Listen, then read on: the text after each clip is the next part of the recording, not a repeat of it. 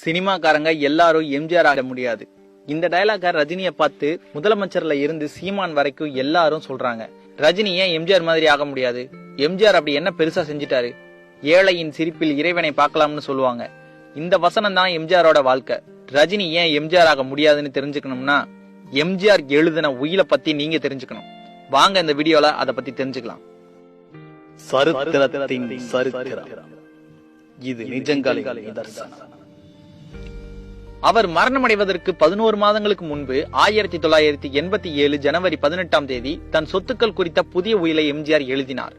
தன் சொத்துக்களாக அவர் பட்டியலிட்டவை: ராமவரத்தில் எம்ஜிஆர் வாழ்ந்த எம்ஜிஆர் தோட்டம் என்கிற வீடு, ராயப்பேட்டையில் உள்ள அதிமுக கட்சி அலுவலகம், டி நகரில் உள்ள எம்ஜிஆர் நினைவு இல்லம், கோடம்பாக்கம் சத்யா திடலில் 25 கிரவுண்ட் நிலத்தில் இயங்கி வரும் எம்ஜிஆர் மேல்நிலைப் பள்ளி, கோடம்பாக்கத்தில் 4 கிரவுண்ட் நிலத்தில் இயங்கி வரும் எம்ஜிஆர் தொடக்கப்பள்ளி, வடபழனி காவல் நிலையம் எதிரே எம்ஜிஆர் திடலில் உள்ள JRK பள்ளி, அடையாறு சத்யா ஸ்டுடியோ, விருகம்பாக்கம் மற்றும் சாலி கிராமத்தில் உள்ள சத்யா கார்டன், நெல்சன் மாணிக்கம் சாலையில் உள்ள பத்திரிகை கட்டடம், திருச்சியில் கட்சிக்காக வாங்கிய 2 தளங்கள் கொண்ட பங்களா, இவைதான் எம்ஜிஆர் தன் உயிலில் குறிப்பிட்ட சொத்துக்கள். சினிமாவில் பெரும் வருமானம் ஈட்டி புகழ்பெற்று விளங்கிய காலத்திலேயே எம்ஜிஆருக்கும் அவரின் சகோதரருக்கும் இடையே பாகப்பிரிவினை நடந்தது.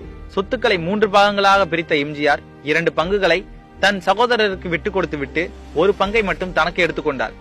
1960களில் பிரபலமான நடிகராக விளங்கிய எம்ஜிஆர் நகரின் பரபரப்பிலிருந்து விலகி வாழ விரும்பினார்.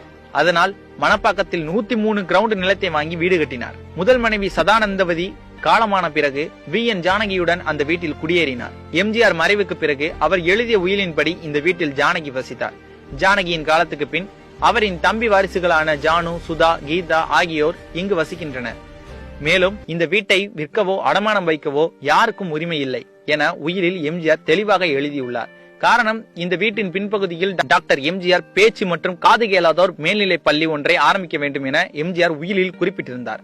அதற்காகவே இந்த வீட்டை அடமானம் வைக்கவோ விற்கவோ யாருக்கும் உரிமை இல்லை என எழுதியிருந்தார் எம்ஜிஆர். 350 பேர் தங்கி படிக்கும் இந்த பள்ளியை ஜானகியின் அண்ணன் மகள்களில் ஒருவரான லதா நிர்வகித்து வருகிறார். எம்ஜிஆர் தன் இறுதி காலத்தில் பேசும் திறனை முற்றிலுமாக இழந்தார். தன் குரலால் மக்களை வசீகரித்த ஒரு தலைவரால் இயல்பாக பேச முடியாமல் போனது பெரும் துயரம். காது கேளாததற்கான இல்லத்தை ஏற்படுத்த வேண்டுமென அவர் உயில் எழுதி வைத்ததற்கு இதுதான் காரணம். இந்த பள்ளிக்கு முக்கியத்துவம் அளித்து எம்ஜிஆர் எழுதிய இந்த உயிலில் ராமவரம் தோட்டத்தில் உள்ள காலியிடங்களை எல்லாம் சேர்த்து அதில் டாக்டர் எம்ஜிஆர் பேச்சு மற்றும் காது கேளாதோர் இல்லம் என்ற பெயரில் வாய்ப்பேச இயலாதோர் காது கேளாதவர்கள் இல்லம் ஏற்படுத்த வேண்டும். அவர்கள் கட்டணமின்றி தங்கியிருப்பதற்கும் உணவுக்கும் ஏற்பாடு செய்ய வேண்டும். அவர்கள் உடுத்த உடை, மருத்துவ வசதி, கல்வி, தொழிற்பயிற்சி பெறுவதற்கும் இந்த காலியிடங்களில் கட்டடங்கள் அமைத்துக் கொள்ள வேண்டும்.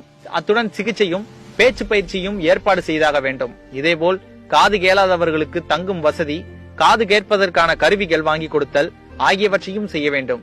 இவை எல்லாவற்றுக்கும் சாலி கிராமத்தில் உள்ள சத்யா தோட்டத்தில் கிடைக்கும் வருமானத்திலிருந்து செலவு செய்ய வேண்டும் என குறிப்பிட்டிருந்தார். விருகம்பாக்கம் மற்றும் சாலி கிராமம் ஆகிய இடங்களில் சத்யா கார்டன் என்ற தோட்டம் உள்ளது. அங்கே வாழை, தென்னை போன்றவை பயிரிடப்படுகின்றன.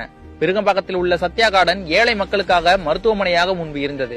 இந்த 2 இடங்கள் மூலம் கிடைக்கும் வருவாய் தான் ராமவரம் பள்ளிக்கு உணவு பராமரிப்பு செலவுக்கு பயன்படுகிறது. 1950களில் புகழ்பெற்று விளங்கியது நெப்டியூன் ஸ்டுடியோ. பல வெற்றி படங்கள் தயாரிக்கப்பட்ட இடம் அது. அடையாறு கரையில் இருந்த அதை 1960களில் வாங்கி தன் தாயின் பெயரை சூட்டினார் எம்ஜிஆர். அதில் 95% பங்குகள் எம்ஜிஆர் பெயரிலும் 5% பங்குகள் ஜானகி பெயரிலும் இருந்தன.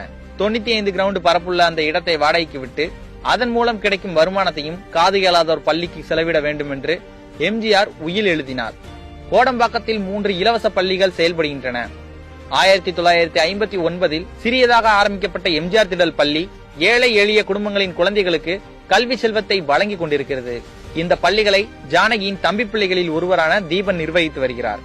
எம்ஜிஆர் பிக்சர்ஸ் தயாரிப்பு நிறுவனத்துக்கு சென்னையின் மையப்பகுதியில் ஒரு அலுவலகம் வேண்டும் என்று விரும்பிய எம்ஜிஆர் டி நகர் ஆற்காடு சாலையில் ஒரு சிறிய வீட்டை வாங்கினார். அங்கே அலுவலகம் திறந்தார். தலைவர்கள், சினிமா பிரபலங்கள் பலரும் எம்ஜிஆரை இங்கு வந்துதான் சந்திப்பார்கள். பல அரசியல் திருப்பங்களுக்கு காரணமாக அந்த வீடு இருந்தது. தன் காலத்துக்கு பின் அந்த வீட்டை தனது நினைவில்லமாக மாற்ற வேண்டும் என்று எம்ஜிஆர் உயிலில் எழுதி வைத்தார். இந்த இல்லத்தில் எம்ஜிஆரின் கார் மற்றும் பாடம் செய்யப்பட்ட நிலையில் அவர் வளர்த்த சிங்கம், திரையுலகில் அவர் பெற்ற விருதுகள், அவர் பயன்படுத்திய பொருட்கள் வைக்கப்பட்டுள்ளன. மேலும் அந்த நினைவு இல்லத்தை பராமரிக்க தனது சொத்தில் இருந்து வரும் வருமானத்தையே பயன்படுத்த வேண்டும் என குறிப்பிட்டிருந்தார். காமராஜர், அண்ணா நினைவிடங்களை அரசுதான் பராமரிக்கிறது. அந்த செலவை கூட அரசின் மீது போடாமல் தனது செலவிலேயே பார்த்து கொண்டார் எம்ஜிஆர். எம்ஜிஆரின் விருப்பம் போல் காது கேளாதோர் பள்ளி கட்டப்பட்டு விட்டது. அவரது சொத்துக்களில் கிடைக்கும் வருமானத்தில் நினைவு இல்லம் பராமரிக்கப்படுகிறது. பள்ளிகளும் இத்தனை வருடங்களாக தொய்வின்றி நடந்து வருகின்றன. தான் சிறுக சிறுக சேர்த்த பணத்தை வீணாக்காமல் மீண்டும் மக்களுக்கே திருப்பி கொடுத்தார் எம்ஜிஆர். இப்படி கொடுக்க எந்த நடிகனுக்கு மனம் வரும்? இருந்தாலும் இறந்தாலும் பேர் சொல்ல வேண்டும், இவர் போல யார் என்று ஊர் சொல்ல வேண்டும். ஆம், இன்றும் அவர் பெயரை ஊர் சொல்கிறது. ரஜினி மட்டுமல்ல, யாருமே எம்ஜிஆர் ஆகி விட முடியாது. Queen 24/7 சேனலை சப்ஸ்கிரைப் பண்ணாதவங்க மறக்காம சப்ஸ்கிரைப் பண்ணுங்க.